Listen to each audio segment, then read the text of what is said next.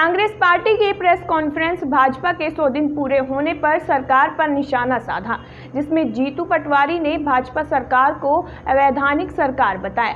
कांग्रेस ने आज के दिन को काला दिवस बताया। वहीं मंत्री सज्जन वर्मा बोले, कांग्रेस के साथ आम जनता ने भी सड़क पर उतरकर काला दिवस मनाया। वहीं 15 महीने में कांग्रेस के फैसले लोगों ने पसंद भी किए हैं। भाजपा पर मानव तस्करी का भी आरोप लगाया गया। कहा, लोकतंत्र की पीठ पर छुरा घोंप कर भाजपा ने लोकतंत्र का कत्ल किया है। और सुनिए क्या कुछ चर्चा हुई। पद और प्रतिष्ठा के लिए राजनीति में नहीं है, ऐसे भाषण देते थे। जब किसानों की बात आती थी, अतिथि शिक्षक, अतिथि विद्वानों की बात आती थी, तो कहते थे सड़क पे उतर जाऊंगा। पिछले 3 महीने से न अतिथि विद्वान का कुछ हुआ है, न अतिथि शिक्षक का कुछ हुआ है।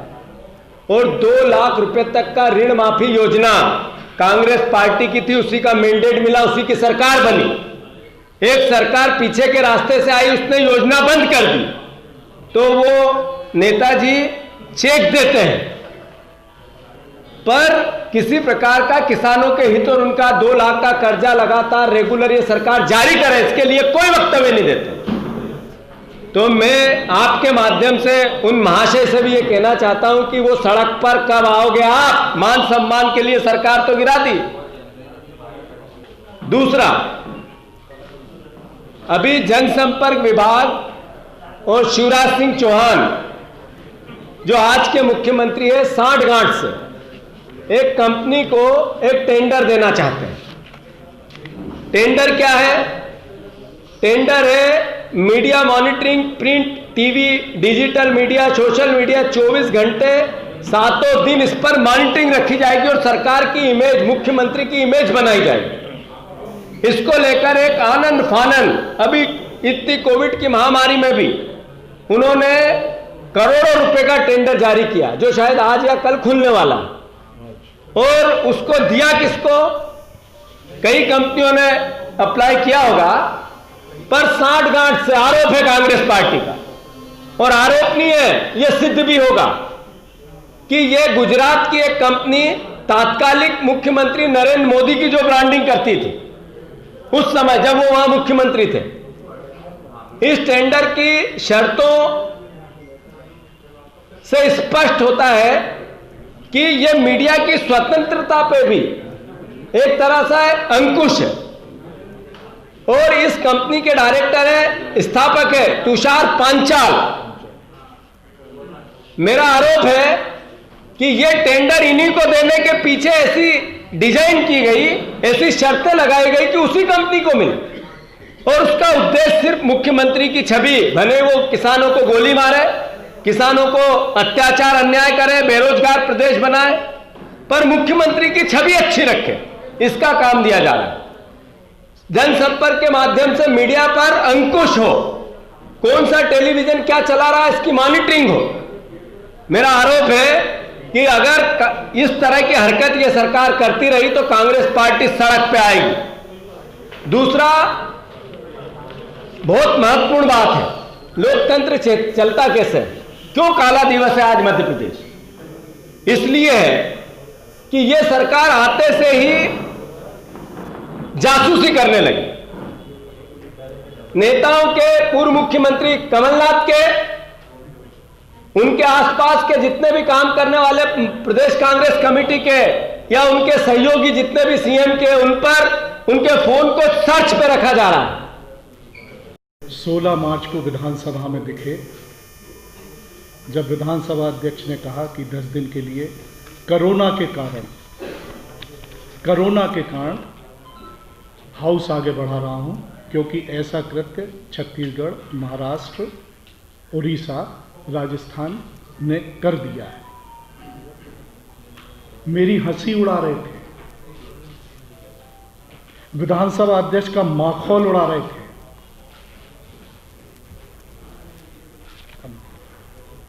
और जब बात नहीं बनी तो न्यायपालिका ने भी कोरोना को नजरअंदाज कर दिया। 23 तारीख आती है, 9 बजे रात के शपथ होती है, काला दिवस वहां से शुरू होता है। चाल, चरित्र, चेहरा, सिद्धांत, नैतिकता, जो पीछे से इशारा करके जिस पार्टी को चलाती है, उस सैद्धांतिक नैतिकता वाले एक संगठन का चेहरा उजागर होता है। और इन 100 दिन में मध्य प्रदेश में जितनी मौतें हुई हैं, 14,000 के ऊपर तो प्लस हो गए हैं, 500 से ज़्यादा मौतें हो गई हैं। मैं इसकी पूरी की पूरी जवाबदारी भारतीय जनता पार्टी के मुख्यमंत्री के ऊपर डालता हूं और उनके साथ साथ देश के प्रधानमंत्री के ऊपर भी डालता हूं कि देश में 5.5 लाख पहुंच गए हैं और मौतें पहुंच गई हैं 16,000 के ऊपर। आपको सिर्फ एक विशेष चाइना से ही कोई ये पीपीए किट खरीदने की ललक लगी हुई थी, जिसके कारण देरी होती गई भारत देश में, और जिसके कारण मध्य प्रदेश में और ज़्यादा देरी होती गई, क्योंकि लोभ लालच जब तक वो पाखंड ना निकल के आ गया और नई सरकार ना बन गई होए, तब तक 23 तारीख तक खिंचते रहे। और इस देश का हश राज क्या हो रहा है, उसमें आप भारतीय जनता पार्टी के लोग मध्य प्रदेश या दिल्ली के हों, आप दोनों दोषी हैं। आप दोनों को जवाबदारी लेनी पड़ेगी कि आप लोगों की गलती के कारण कोरोना फैला। मजाक उड़ाना बड़ी अच्छी बात थी। सुप्रीम कोर्ट ने तक कोई कोरोना के ऊपर चर्चा नहीं सुनी। एक विधानसभा का अध्यक्ष उस समय न्यायाधिपति होता है, संविधान का दूसरा अंग, उस पर गौर न करते हुए निर्णय करता है, यह भी संविधान पर प्रश्न चिन्ह लगता है। अंबेडकर जी क्या सोच रहे होंगे, उस समय की जो टीम थी वो क्या सोच रही होगी, और इस पूरे कृत्य में संविधान बड़े बड़े विद्वान, बड़े बड़े पूर्व विद्वान जो रिटायर्ड हो गए हैं, वो सब मौन हैं। अरे और तो और यहाँ के एक विद्वान बोलते हैं कि नैतिकता के आधार पर स्पीकर को इस्तीफा दे देना चाहिए। मैंने इस्तीफा दिया, लेकिन जब मुख्यमंत्री इस्तीफा देता है राज्यपाल के यहाँ, तो राज्यपाल बोलते हैं कि जब तक नया मुख्यमंत्री ना आए आप कार्य करिएगा। मेरा इस्तीफा हुआ, राज्यपाल के अधीनस्थ ऐसी कोई क्षमताएं या कोई नीति नियम नहीं है, पर मैंने नैतिकता के आधार पर दिया। लेकिन वही कृत्य फिर करना था जो मुख्यमंत्री के साथ होता, वो भी नहीं किया।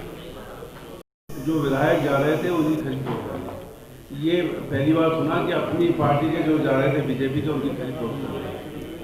और एक खेल हुआ करता था, पता नहीं आजकल होता है कि नहीं, ताश में 3 पत्ती का जो शो होता था कि इतने पैसे दिए शो। ये भारतीय जनता पार्टी तो शो करा रही है विधायकों का, चाहे मध्य प्रदेश का मामला हो, चाहे मणिपुर का मामला हो, चाहे गोवा का मामला हो। इन्होंने आरोप लगाए हमारे पूर्व मुख्यमंत्री कमलनाथ जी पे कि जब वाणिज्य कर मंत्री थे तो उन्होंने राजीव गांधी फाउंडेशन को 90 लाख का फायदा दिला दिया चीन की कंपनी। मैं समझता हूँ वीडियो देखे होंगे प्रधानमंत्री जी के, मोदी जी के लोगों ने, आप सबके वीडियो में होगा। उन्होंने एक कथा सुनाई, चीन जब गए हो, कि हेमसांग एक चीनी पर्यटक 1498 में आया था भारत, और भारत आने के बाद वो गुजरात गया, और गुजरात से गया बड़नगर, जो मेरा अपना गांव है, ये मोदी जी ने कहा, बड़नगर गया। और जब उसने किताब लिखी तो ये लिखा कि उसके बाद वही हेमसांग वहाँ से जब चीन गया तो चीन में जो चीन के राष्ट्रपति थे उनके गांव शियान करके गांव है, वहाँ भी गया। तो बोले जब मैं मिला चीन के प्रधान राष्ट्रपति जी से, तो वो मुझे पहले ही पहचान गए थे कि मोदी कोई अलग चीज़ है। और उनने बोले हम लोग तो हमारा परंपरागत 1498 का साथ है, ये प्रधानमंत्री ये बता रहा है सारी दुनिया को और देश को। तो चीन का एजेंट कौन? तो अब सवाल आता है कि चीन का एजेंट कौन?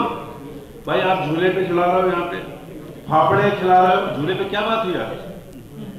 भारतीय जनता पार्टी के सांसद अरुणाचल के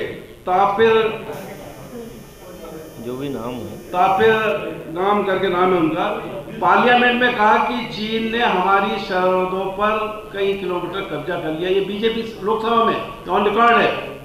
और प्रमोद महाजन जब थे तब उन्होंने कहा कि भाई कम्युनिस्ट पार्टी के लोग के कहने पे तो चीनी पार्टी यहाँ आती नहीं है, उनको मालूम है इनमें दम नहीं बचा। अब तो भारतीय जनता पार्टी के कहने से आते हैं, ये ऑन रिकॉर्ड है, ये लोकसभा में कहा। और अगर हम देखें तो ये झूले वाले चित्र, ये देखें, बात आती है हमारे मुख्यमंत्री जी की, तो ये 1947 वाले लोगों के साथ ये भी चीन गए। और चीन में जब गए तो उसका खर्चा वहां की कम्युनिस्ट पार्टी ने उठाया और इन्हें एक ट्वीट किया था। शिवराज सिंह चौहान जी ने मुख्यमंत्री के रूप में एक ट्वीट किया कि चीन की कम्युनिस्ट पार्टी और भारतीय जनता पार्टी एक जैसे हैं। और बाद में उन्होंने यहाँ पे निवेश कराया, करोड़ों रुपए का निवेश चीन से कराया। और बात करते हैं 90 लाख की। अरे ये Shyam Homi, हुवई, Oppo, one plus और ये कितनी कंपनियों से ये पीएम केयर फंड में पैसा आया है। ये पीएम केयर फंड में चीन की कंपनियां Paytm, Xiaomi, Huawei, OnePlus, Oppo, टिकलॉग, ये सब दुनिया भर के फंड ये पीएम केयर फंड में आए हैं। और उसके बाद अगर हम बात करें तो ये साठगांठ कहाँ तक गई है? इनके विदेश मंत्री एस जयशंकर के बेटे ध्रुव जयशंकर जिस ऑब्जर्वर रिजर्व फाउंडेशन से जुड़े हैं, चीन के दूतावास ने 1916 में 1.2 करोड़ रुपए 2016 में एक 1.25 करोड़ रुपए दिए। उसके बाद 2017 में 50 लाख दिए। और विवेकानंद फाउंडेशन, विवेकानंद जी को भी बच नहीं रहे हैं, उनको भी बदनाम करने में तुले हुए हैं और चीनी माल पी रहे हैं वहाँ पर। उस फाउंडेशन में भी इन्होंने न जाने कितने करोड़ रुपए वहाँ से लिए हैं।